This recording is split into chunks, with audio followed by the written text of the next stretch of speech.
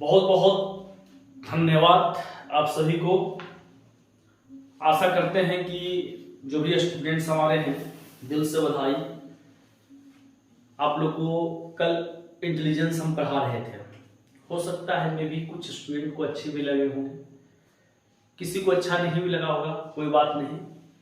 लेकिन मैं कोशिश करता हूं कि आपको अच्छा लगे। देखिए, सबसे बड़ा चीज है हम किस प्रकार से स्टडी को लेते हैं, हम किस प्रकार से पढ़ते हैं और किस प्रकार से सीखते हैं। कल मैंने आप लोग को बुद्धि के बारे में बताया। सीखने की शक्ति ही बुद्धि है। बहुत सारे परिभाषा बताए और उस बुद्धि के बारे में आज चर्चा करेंगे। इसके पहले मैंने बुद्धि को 3 भागों में, इसका 3 प्रकार, मूर्त बुद्धि, अमूर्त बुद्धि, सामाजिक बुद्धि, यानी कि 3 तरह के कैटेगरी वाले व्यक्ति होते हैं, बालक होते हैं, है ना। कोई किसी को मशीन और अंक से मन लगता है, किसी को पुस्तकीय ज्ञान से मन लगता है, किसी को सामाजिक सेवा भाव से मन लगता है। यानी कि कोई भी हो, है ना, एनीबॉडी, कहीं ना कहीं किसी चीज में अगर ज्यादा लगाव हो तो हमें यह देखना चाहिए कि बालक का लगाव को हम क्या करें, सोचना चाहिए। देखते हैं कोई ना कोई बालक क्लास में क्या करता है, क्रिएटिविटी, सृजनशीलता। आप एक चैप्टर पढ़े होंगे बीएड में, आप लोग को पढ़ा लेंगे, है ना। कुछ बालक जो होते हैं विशिष्ट होते हैं, यानी कि सभी बालक में से थोड़ा तेज होते हैं। लेकिन कुछ बालक ऐसे होते हैं कि एक टीचर को क्लास में रहते हुए भी एक ऐसे शब्द का निर्माण करते हैं जो एकदम सृजन कर देता है, सृजन, निर्माण किया, नए चीजों का निर्माण किया जिसको हम नहीं जानते, नहीं और कोई जानता है। तो सारा खेल ज्ञान का होता है। आपके अंदर कितना ज्ञान है, आपके अंदर बुद्धि विवेक कितना है, आईक्यू लेवल क्या है। कोई बात नहीं, हम लोग धीरे धीरे चलेंगे, समझेंगे। मैंने प्रीवियस क्लास में पढ़ा था कि बुद्धि क्या है ना, और बुद्धि की परिभाषाएं पढ़े थे।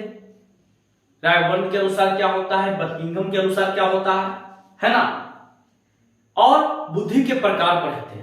आज हम लोग पढ़ेंगे सिद्धांत, जो सबसे इंपॉर्टेंट चैप्टर होता है। कहा जाता है कि इसकी जानकारी अगर आपको है तो 1-2 नंबर आपका फंस सकता है, सीटेट में आपका क्लियर हो सकता है। देखिए, सिद्धांत का जानकारी अगर है तो समझिए कि आपको सारा चीज का जानकारी हो जाए। पहले बुद्धि का एक कारक सिद्धांत, यानी कि जितने सिद्धांत तो बहुत हैं, लेकिन 8 सिद्धांत इसका बहुत इंपॉर्टेंट है। और भी सिद्धांत है, लेकिन 8 सिद्धांत का जानकारी अगर आप रख लिए तो हमें नहीं लगता है कि बुद्धि से कोई भी क्वेश्चन देगा और आपसे सॉल्व नहीं होगा। तब बुद्धि का एक कारक सिद्धांत का प्रतिपादन किसने दिया, और जो प्रतिपादन दिया था वो कहां के रहने वाले मनोवैज्ञानिक थे। तब बुद्धि का एक कारक सिद्धांत अल्फ्रेड वीने ने दिया था, जो फ्रांस के मनोवैज्ञानिक थे। अब यहां पर समझना क्या होगा कि बुद्धि का एक कारक सिद्धांत क्या होता है, यानी unique factor theory of intelligence, वो क्या होता है, इसका प्रतिपादन कौन दिया और इसका मतलब क्या होता है ना। जब इसको हम समझेंगे तब आपका क्लियर होगा कि बुद्धि का एक कारक सिद्धांत क्या है। लेकिन इसका व्याख्या करने से पहले हम सारा चीज को दिखा देते हैं कि बुद्धि का एक कारक सिद्धांत का प्रतिपादन अल्फ्रेड वीने ने दिया, जो फ्रांस के मनोवैज्ञानिक थे। इसके बाद 2 कारक सिद्धांत चला, दूसरा आया कि नहीं, इसको देखते हुए फिर यह बना। द्विकारक सिद्धांत क्या है, इसको दिया, प्रतिपादन किया था स्पीयरमैन, जो लंदन के मनोवैज्ञानिक थे। याद कर लेंगे, स्पीयरमैन कहां के मनोवैज्ञानिक थे, तो लंदन के थे। अल्फ्रेड वीने कहां के वैज्ञानिक थे, फ्रांस के थे। और बुद्धि का त्रिकारक सिद्धांत स्पीयरमैन कहां के थे, लंदन का, दोनों ही दिए।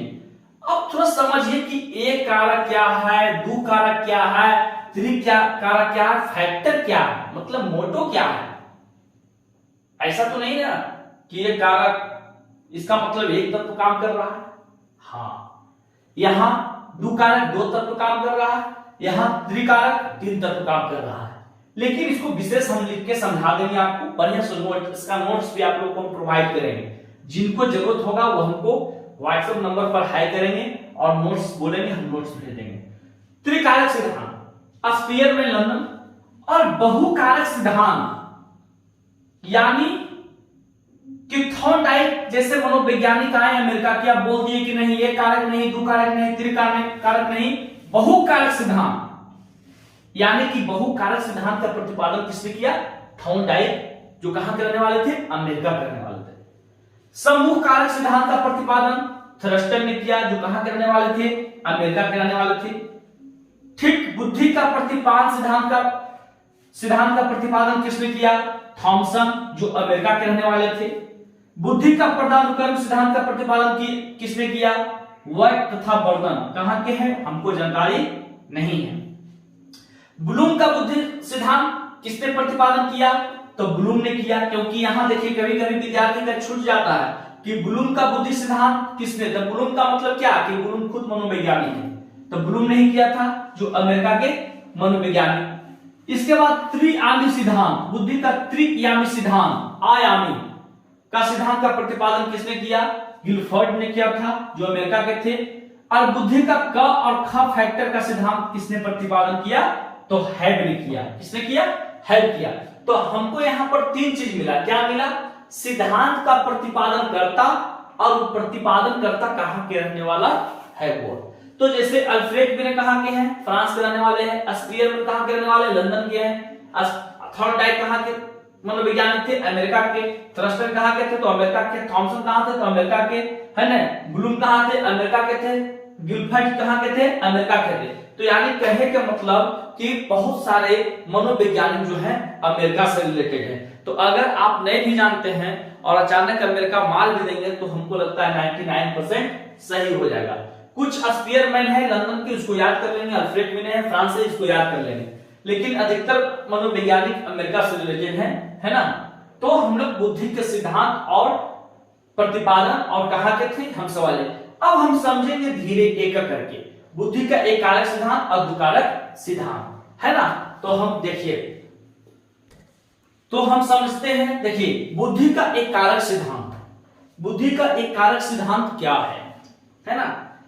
बुद्धि का एक कारक सिद्धांत का प्रतिपादन किसने किया? तो हम लोग सभी जानते हैं बुद्धि का एक कारक, है ना, सिद्धांत का प्रतिपादन अल्फ्रेड विले ने, जो कहां के निवासी थे? फ्रांस, 1911 ईस्वी में किया। टर्मन ने भी किया था, है ना, 1911 ईस्वी में। याद करेंगे बुद्धि का प्रतिपादन, है ना, दिया था। एक कारक सिद्धांत को एक खंड, एक तत्व, एक घटक, एक इकाई सिद्धांत, निरंकुशवादी सिद्धांत के नाम से भी जानते हैं। यानी कि बुद्धि का एक कारक सिद्धांत को हम कई नामों से जानते हैं, जिसमें एक खंड, एक तत्व, एक घटक, एक इकाई तीव्रता, है ना, एक सिद्धांत, निरंकुशवादी सिद्धांत के नाम से जानते हैं। इसको प्राचीन सिद्धांत भी कहते हैं। यानी कि बुद्धि का एक कारक सिद्धांत जो है वह प्राचीन सिद्धांत है। अब इसकी आवश्यकता नहीं है, लेकिन आज भी लोग इसको पढ़ते हैं, याद करते हैं, है ना। हम आगे बताएंगे।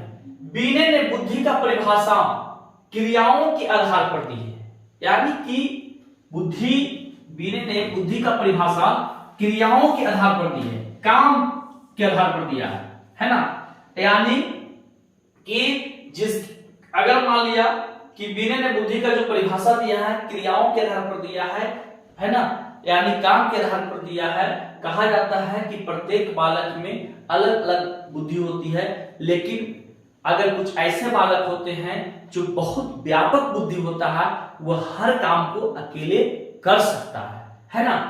यहां समझेंगे कि इस सिद्धांत के अनुसार बुद्धि एक अविभाज्य इकाई है, जिसके द्वारा मानसिक क्रियाएं नियंत्रित होती है ना। एक मानसिक शक्ति के द्वारा